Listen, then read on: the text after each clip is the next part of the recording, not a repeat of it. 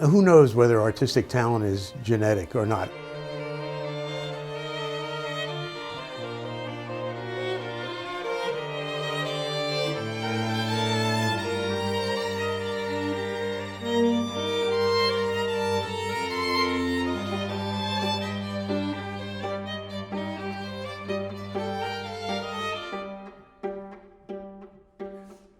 This is a project with me and my son David and our grandson Travis.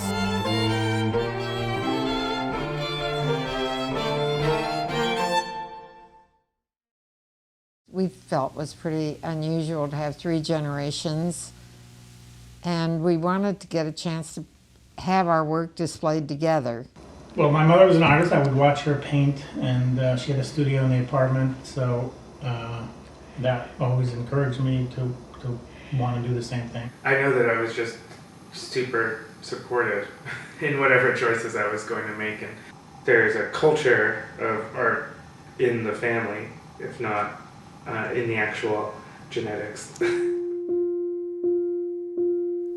Well, I think it's fabulous, the idea of the generations not only just passing on, who knows what genetically is available, in terms of artistic talent and things like that, but the way in which Dorothy and David and Travis, all work in the arts in one way or another, and the way in which they're doing, in a sense, very different things. David has rental spaces. He's going to use one of them for our show, and he and Travis are going to build walls and generally take care of curating it and displaying it.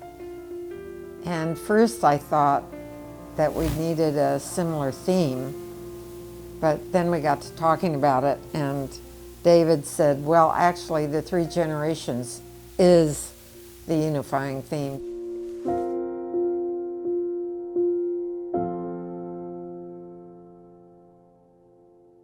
David was very artistic as a boy, as a teenager, and we have some of his early work here in the house even. But then, he went to school, got married, had to make a living, and sort of, moved away a bit from doing his own work. And now, in the last several years, has come back to it, in a wonderful, thunderous way.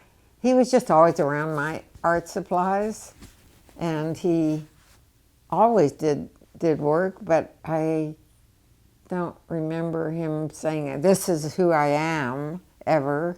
It was just one of the many things he did. When I'm working, I find like that I am connected to the world and myself in a fuller way. It's a way of satisfying an inner part of yourself that you don't reach otherwise. I think it's hard to connect to unless you have a way into there.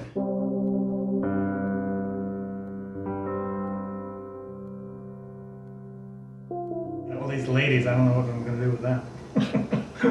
Because you can't even show them. You can't even put them in your living room. It's called encaustic, which is like 85% beeswax and 15% damar crystals. It's been around since the Egyptians as a process. It's still a very, very hard medium to get any kind of detail in. So, and yet I like the surface and there's certain quality of luminosity to it that I really love, and I keep trying to refine the way I work with it to get it to the point where it's doing what I want it to. I'm so glad that he's making them. Like, I don't know what that first initial thought was, but they're a wonderful opening, I think, for him. They're intense and kind of beautiful and incredibly frightening at the same time, especially when there's so many of them, this army upstairs in his studio. He's getting confident through them. Travis majored in art at college and is a really good painter.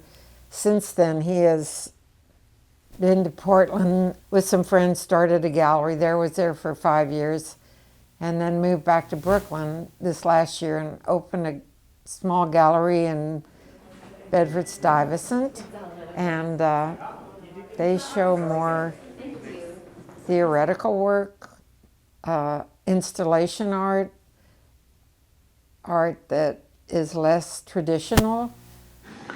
It's completely fulfilling, and it's definitely difficult, and the business aspects of it are not as fun, but the offering of space and time is a wonderful present to make to artists who are beginning their careers or just finding out what their practice is going to be. But my dad and Dorothy both didn't ever do that side of it, so I think that opened up my understanding of like what art is a little bit more, from personal practice to like maintaining a community. To me, it was always you were alone in a room, you made everything by yourself. There was no sense of community that he has. And I think artists generally seem to be much more part of a community and support each other, and he's showing his friends and they work together as groups. It's much different. And then the market is a separate issue, and how you go about navigating that.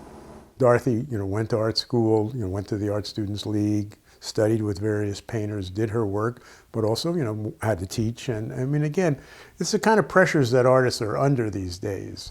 Especially I think with Dorothy and David's careers, that they not only have to, are obviously internally compelled to do their own work, but also have to make a living and kind of externalize things a bit as well. Travis's route is somewhat more direct, and I think, is interesting for this period, for what's happening right now. The art world seems to change every few years. I went the traditional route. The most daring thing I ever did was work from photographs, which was kind of considered a little weird. But I've always been figurative, and of course, we've been through, when I started painting, abstract expressionism was the thing, then pop art, then with Warhol, etc., then op art, color field art. It's like been a series of styles. It's sort of like women's clothing or something.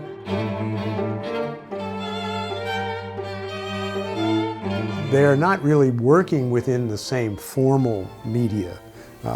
Dorothy is doing painting, David is doing sculpture, Travis started out in doing painting, and now he's doing, somewhat more modern, more contemporary kinds of attitudes towards art. In a way, they mirror, let's say they reflect what's happening in the art world itself. I mean, Travis is very plugged into the art world with the gallery and things like that.